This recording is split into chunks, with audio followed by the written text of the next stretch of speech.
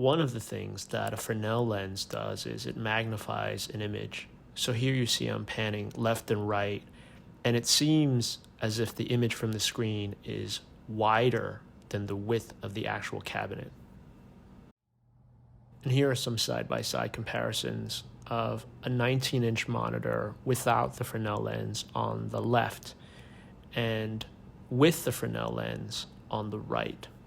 The magnification is about 25%, so it makes the 19-inch monitor look like a 24-inch monitor, which is much larger than you would be able to mount inside of a typical 3/4 scale Arcade1Up cabinet. The Fresnel lens also softens the image a little, which for those of you who are annoyed by the ultra-sharp pixelization inherent in retro games, this is a plus, a really big plus. However, if you like the ultra-sharp pixelization of retro games, then the look of the Fresnel lens might not be for you.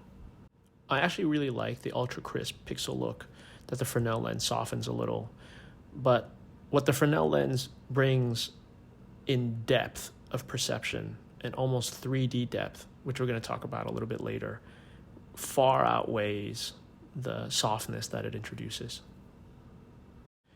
You might also notice that the Fresnel lens distorts the image and makes it look much rounder. Combined with MAME filters, this results in a really great simulation of a CRT screen. All right, so what exactly is a Fresnel lens? A Fresnel lens is an ingeniously collapsed version of a regular lens, which you can see in both these diagrams are very bulbous. And of course, the larger you make a lens, in our case for an Arcade1Up cabinet, it would have to be 19 inches wide. It would be super thick and heavy, and just, it would be impossible. Here's a close-up of the ridges in a Fresnel lens. The image on the left is actually a close-up of the lens that we're using in this video. I'm going to link to the vendor in the description so you can buy this particular lens, which is custom sized to fit perfectly inside any 3/4 scale Arcade1Up cabinet. A little earlier I mentioned that a Fresnel lens introduces depth to your monitor image, and how it does that is it bends light in a way that tricks your eyes into focusing into infinity, as opposed to just focusing 2 feet away from you where the monitor is sitting. And as a result, the image has an almost 3D quality to it, and it looks much more like you're looking out into the horizon out of a window than playing a game on a monitor sitting in front of you. Fresnel lenses are also used in virtual reality headsets to provide infinite focus depth to the stereoscopic, 3D image.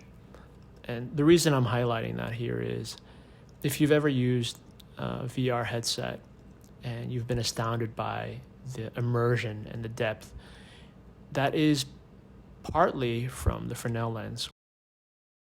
Now, because the lens tricks your eye into focusing into infinity, the types of games that benefit the most from this are 3D games, like the one on the right, which is virtual racing, where the player or the vehicle are moving into the screen, whereas games on the left, like Final Fight, that are horizontal or vertically scrolling, won't really benefit from this depth effect, with the exception of games with tons of layers of parallax scrolling, and even then it's not quite the same. So I'm not saying you couldn't do this mod for a 2D game cabinet, but you wouldn't be getting the full effect.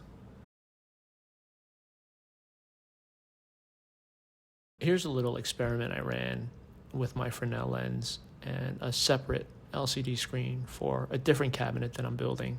But this was to determine what the effect was like and what the optimum distance between the LCD screen and the lens would be. In this case, this is 12 inches, which is actually optimal for the maximum effect without too much distortion. But in an Arcade1Up cabinet, the maximum distance you can achieve between the screen and the lens is 8 inches. which is also pretty good.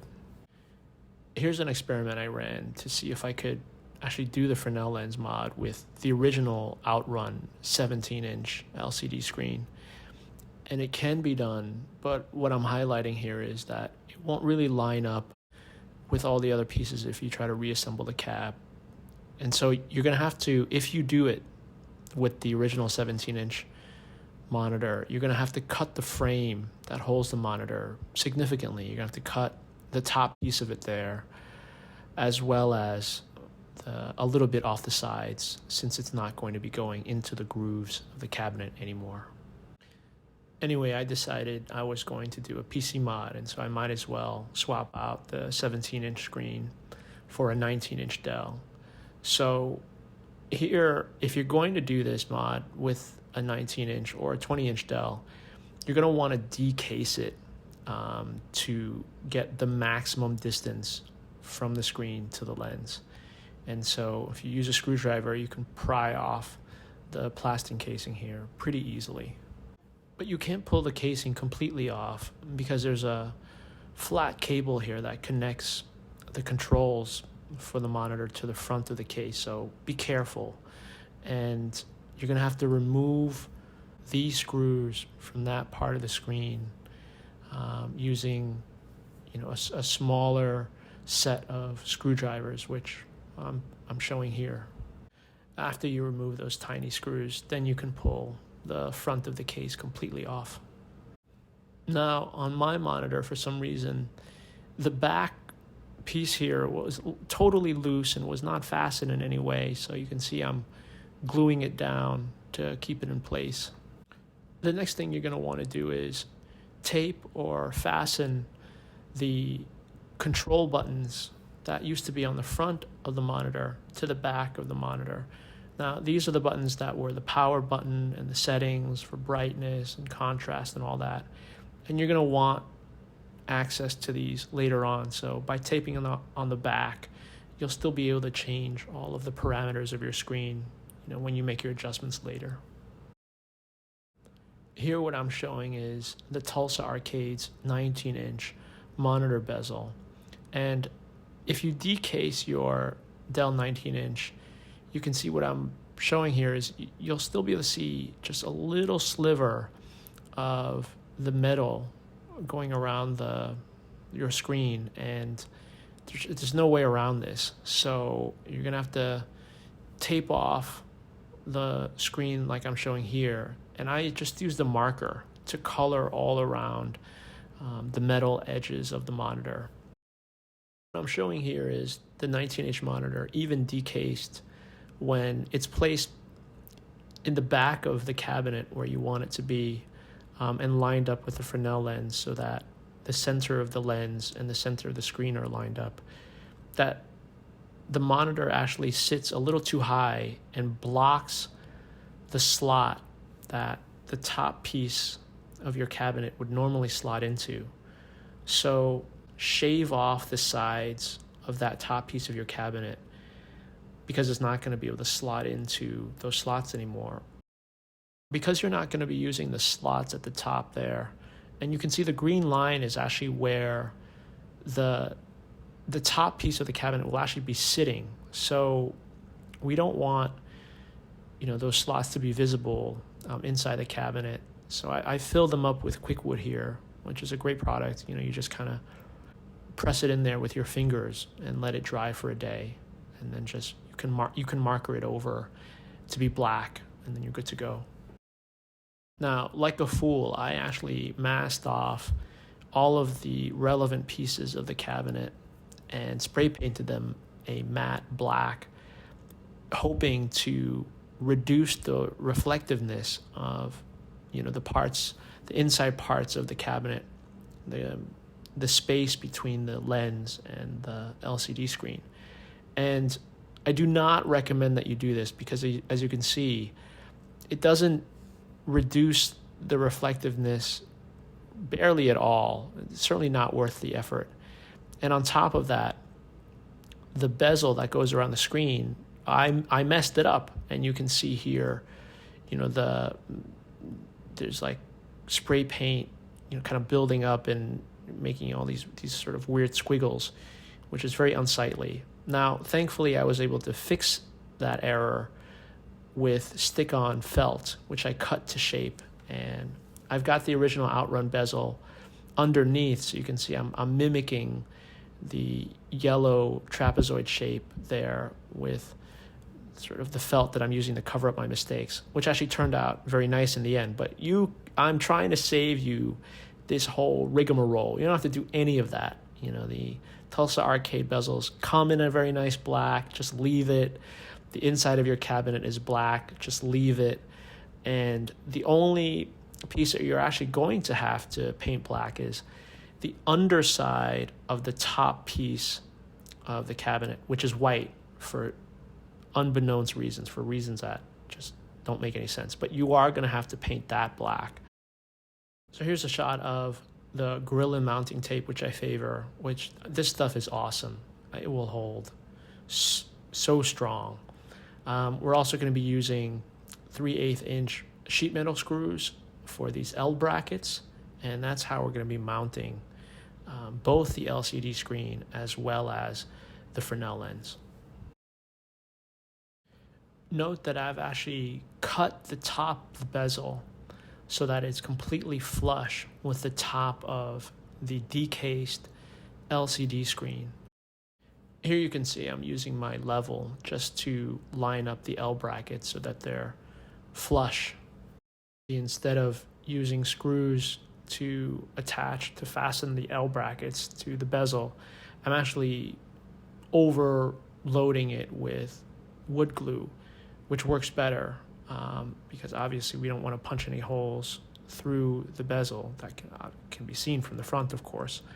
And so this is very, very, very secure. You're going to have to do several layers of glue, wait for it to dry and do another layer and then wait for it to dry. But it's worth it. It's very secure. Here's the monitor mounted inside of the back of the cabinet. And note that the brackets at the top there actually have to be situated so that they're lower than this bar that's going across one side of the cabinet to the other. If you mount your L brackets higher than this, you're not going to be able to mount the monitor inside the cabinet. After you place the Fresnel lens in the front where your monitor used to be, and you mount the monitor in the back of the cabinet, at the bottom of this gap between the lens and the LCD screen, of course, will be just a big empty space. So we're going to want to put a shelf underneath there to create a floor. And what I've actually used is an additional top piece from another Arcade1Up cabinet, which you can see the sticker there, the Arcade1Up sticker.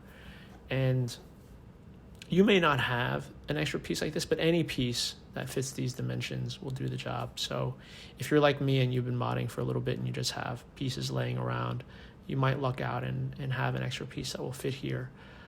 What I'm highlighting here is just the stick-on clear bumper that I use temporarily just to keep this shelf in place while I screwed in the L brackets to secure the whole thing. The part of the L brackets that are touching the shelf are actually held in place with the Gorilla tape that we were looking at earlier, and then it's screwed into the side of the cabinet.